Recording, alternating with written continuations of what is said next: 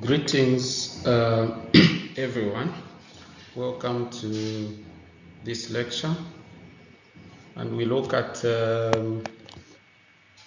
topic number 2, where we should be able to, at the end of this lecture, classify types of inventory, both by stage of production or by function or the purpose of holding such inventory.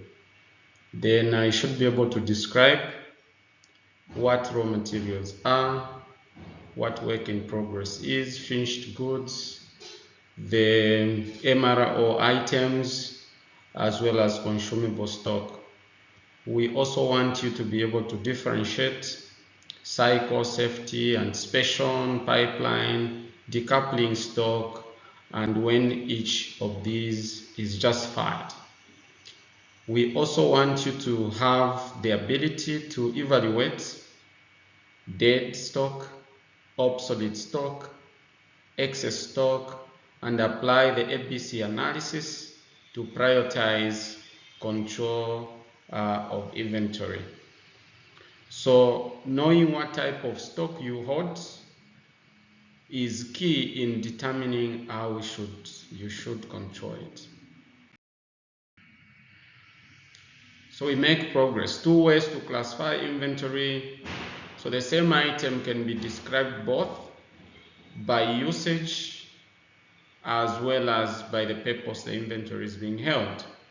So by stage of production, we are looking at the physical form.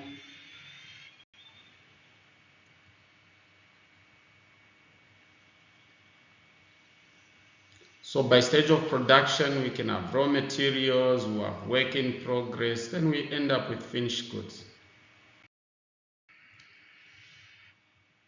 And then we also have supporting stock, which we call MROs, spare parts, consumables. And in terms of MROs, we are talking about maintenance, inventory kept for repairs, inventory kept for operating supplies such as lubricants, filters, fasteners, hand tools, and things like that. We also have spare parts for the equipment we are using, packaging materials, consumables, fuel, utilities, and all these. These are supporting stock. We make progress. There are also some terminologies that you may need to know: cycle stock and the safety stock. So the 2 building blocks of any replenishment policy. Okay, we have to know what cycle stock is and the calculations needed for that. And I know you're already doing these calculations, and we'll have a session where we can try and focus on these. I'll try and highlight in the next lecture, but I think try and do your calculations, then we can have a discussion. So stock order to cover expected demand between replenishments. This is our cycle stock. So it will average, its average level is half the quantity, the order quantity. So it is driven directly by how much you order at a time. Then we also need to understand that we may not only need to replenish, we also need to factor in what is called safety stock, where we are talking about a buffered size to a target service level, covering variability in demand and lead time. So for example, if you know you consume or you need inventory for a month, you say maybe you need 10 tanks, and then you consider how long will it take for us to have this inventory landing when or shipped to us after we order. So that's the lead time. So you factor in that, it will give you a calculated stock. So that safety stock is very, very important in ensuring that should we have changes in demand, should we have problems in the delivery schedule, we will still have inventory that can keep our operations running and that should not affect our clients and the image that we are trying to build. We also have issues of anticipation, pipeline, and decoupling stock. So anticipation stock, we are talking about building ahead of a non-peak.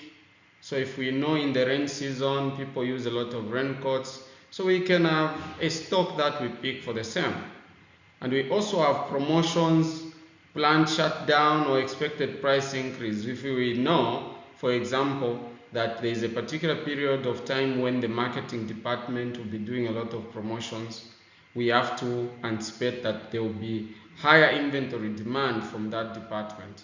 And also, if we are going to shut down a plant, how do we ensure that we continue to run our services and keep our clients happy? We have to anticipate that period of time. So in the planning, the maintenance department should be able to plan and share that information. Remember, information is crucial in supply chain. So that information is shared, and then you plan that at this particular period of time, when the plant will not be able to run, we should have inventory that will keep us running. So that is anticipation stock. Then pipeline or transit stock, we are talking about goods moving through the distribution channel, that is the pipeline, from where they are being manufactured all the way to the end users. So that's the pipeline.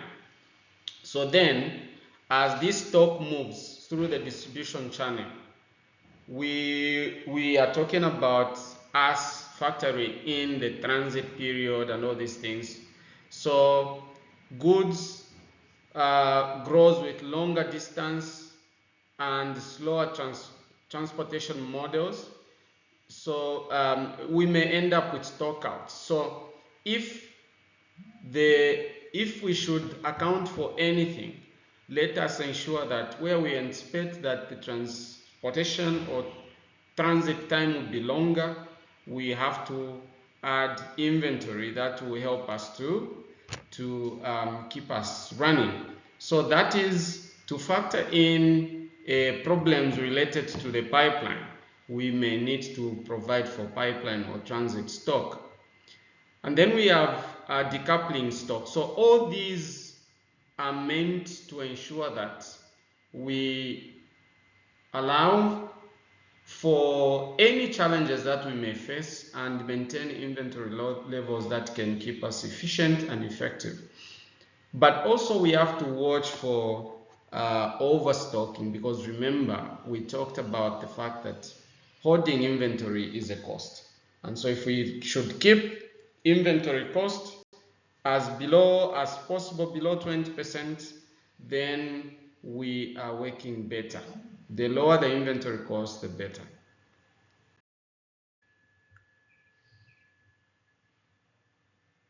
Then we even have different types of inventory. We have excess, obsolete, dead stock. So excess stock, these are quantities held beyond foreseeable requirements. So they may actually be not useful.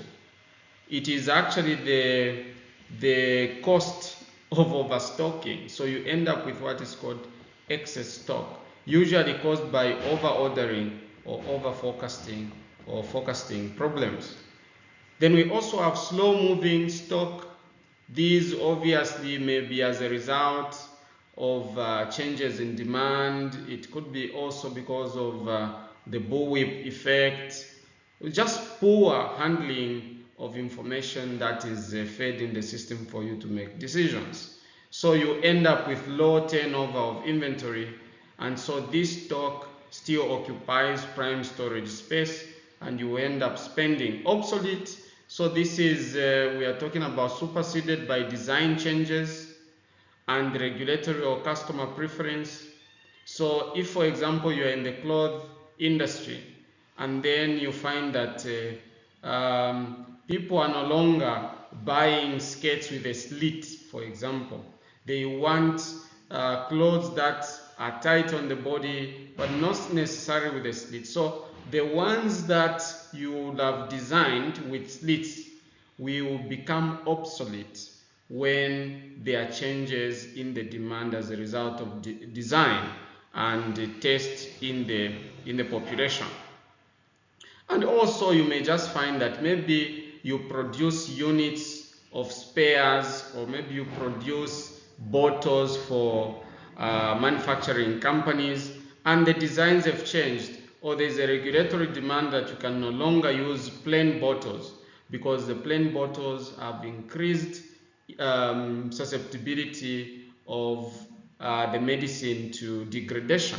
So they are preferring more amber bottles than the plain bottles. So you end up having such quantities of inventory of packaging become obsolete. Then we also have dead stock, where literally there is no demand and no realistic prospect of sale, and must be written off.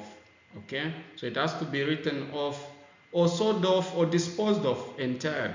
But again, this is a loss, and so within management, obviously you may need to see how do we recoup even just a bit of value from this. So review of these categories of inventory is very, very important, and that has to be done regularly.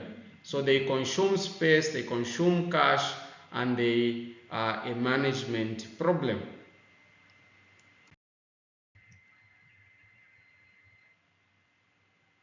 Then the ABC classification of inventory, this we are talking about concentrate, control, effect, where the value is.